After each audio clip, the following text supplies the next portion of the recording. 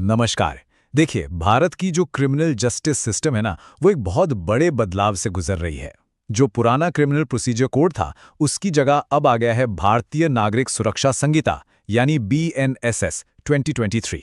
अब ये सिर्फ नाम नहीं बदला है, ये असल में न्याय को ज्यादा तेज और असरदार बनाने की एक बहुत बड़ी कोशिश है। तो आज हम BNSS की 5 बहुत ही जरूरी धाराओं को समझेंगे, सेक्शन 361 से 365 तक। ये वो नियम है जो बताते हैं कि कोई केस एक कोर्ट से दूसरे कोर्ट में कब, क्यों और कैसे भेजा जाता है। चलिए शुरू करते हैं और इसे एकदम आसान भाषा में समझते हैं। तो ये BNSS आखिर है क्या? अगर बिल्कुल सिंपल भाषा में कहें तो ये वो नई रूल बुक है जिसके हिसाब से भारत में अब सारे क्रिमिनल केस चलेंगे। इसका एक ही मकसद है, पुरानी धीमी प्रक्रियाओं को हटाना और न्याय को सबके लिए तेज और असरदार बनाना। अब चाहे कोई लॉ का स्टूडेंट हो, जज बनने की तैयारी कर रहा हो या बस एक जागरूक नागरिक, ये बदलाव समझना हम सबके लिए बहुत जरूरी है। तो आज के इस डिस्कशन में हम 5 बड़े सवालों पर बात करेंगे। पहला, ये कैसे तय होता है कि सही अदालत कौन सी है, मतलब ज्यूरिसडिक्शन का सवाल। दूसरा, कब एक केस को छोटी अदालत से बड़ी अदालत में भेजना जरूरी हो जाता है। तीसरा, अगर सुनवाई के बीच में जज ही बदल जाए तो क्या केस फिर से शुरू होगा। और सबसे आखिर में हम ये जानेंगे कि ये सारे नियम असल जिंदगी में हमारे लिए क्या मायने रखते हैं। चलिए शुरुआत करते हैं सेक्शन 361 से। देखिए, ये सेक्शन एक बहुत ही बुनियादी सिद्धांत पर काम करता है कि हर मामले की सुनवाई सही कानूनी अधिकार वाली अदालत में ही होनी चाहिए। इसी को हम अधिकार क्षेत्र या जुरिस्डिक्शन कहते हैं। अच्छा, तो सेक्शन 361 को ना एक सेफ्टी वॉल्व की तरह समझ सकते हैं। मतलब अगर सुनवाई के किसी भी मोड़ पर मजिस्ट्रेट को ये महसूस होता है कि अरे, ये केस तो मेरे दायरे में आता ही नहीं, मान लीजिए कोई ऐसा अपराध है जो किसी दूसरे जिले में हुआ हो, तो बस वो वहीं पर कार्यवाही रोक देंगे, तुरंत। उस केस पर 1 इंच भी आगे नहीं बढ़ सकते। इसकी प्रक्रिया भी बहुत सीधी है। जैसे ही मजिस्ट्रेट को लगता है कि जुरिस्डिक्शन का कोई इशू है, वो सारी प्रोसीडिंग्स रोक देते हैं। फिर वो एक रिपोर्ट तैयार करते हैं और केस को अपने सीनियर ऑफिसर यानी चीफ जुडिशियल मैजिस्ट्रेट, जिन्हें CJM कहते हैं, उनके पास भेज देते हैं। CJM फिर ये तय करते हैं कि इस केस को सुनने का अधिकार असल में किस अदालत को है। इससे ये पक्का हो जाता है कि न्याय की प्रक्रिया सही रास्ते पर ही चले। अब जरा उन सिचुएशंस को देखते हैं जब कोई मामला इतना गंभीर हो जाता है कि उसे मजिस्ट्रेट की अदालत से एक बड़ी अदालत जैसे कि सेशन कोर्ट में भेजना ही पड़ता है। यहीं पर सेक्शन 362 और 363 काम आते हैं।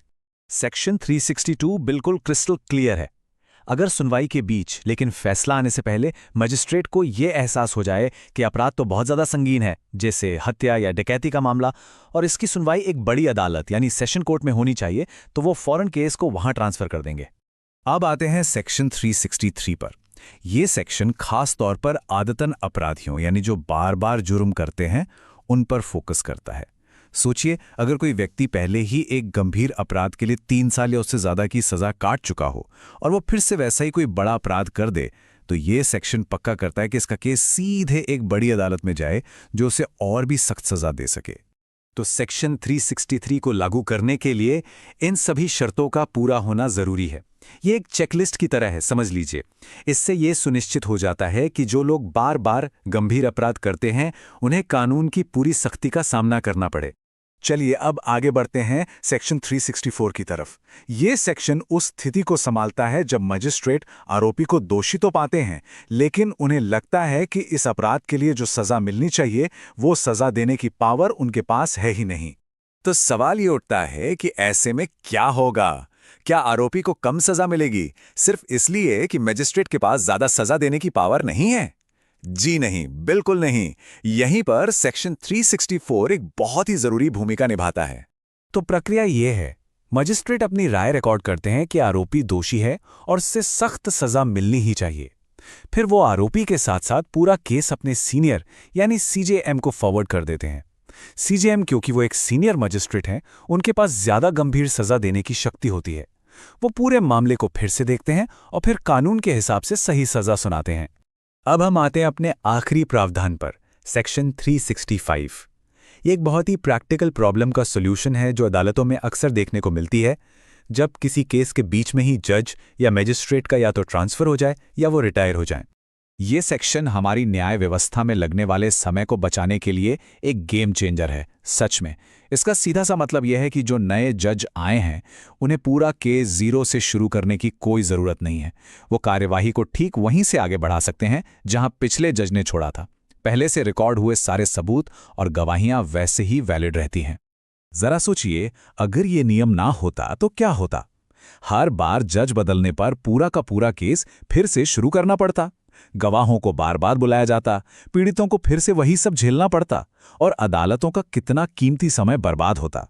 तो सेक्शन 365 इस पूरी प्रक्रिया को बहुत ही स्मूथ और एफिशिएंट बना देता है।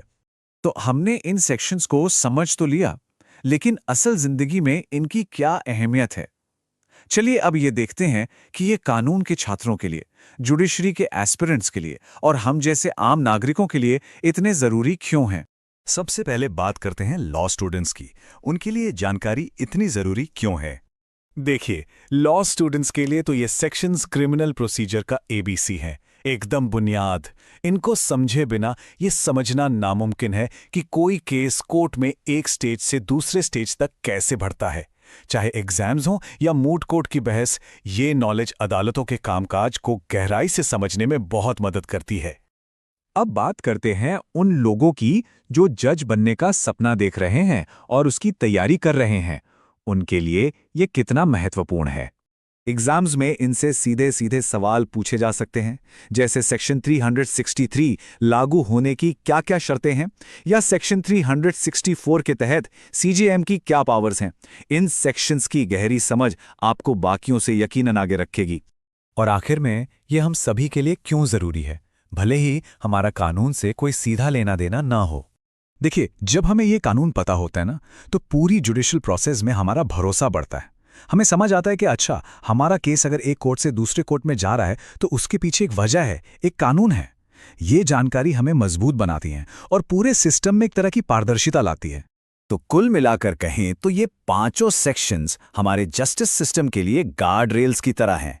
ये पक्का करते हैं कि न्याय की गाड़ी सही पटरी पर चले, यानी हर केस सही अदालत में, सही जज द्वारा और सही प्रक्रिया से सुना जाए।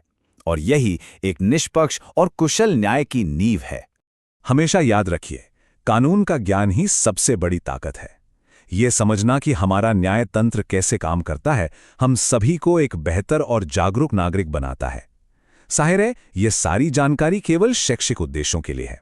अगर आपको हमारा ये विश्लेषण पसंद आया तो वॉइस ऑफ इंडियन लॉज को लाइक, शेयर और सब्सक्राइब करना बिल्कुल न भूलें। इन बदलावों के बारे में आपकी क्या राय है, हमें नीचे कमेंट्स में जरूर बताइए। धन्यवाद।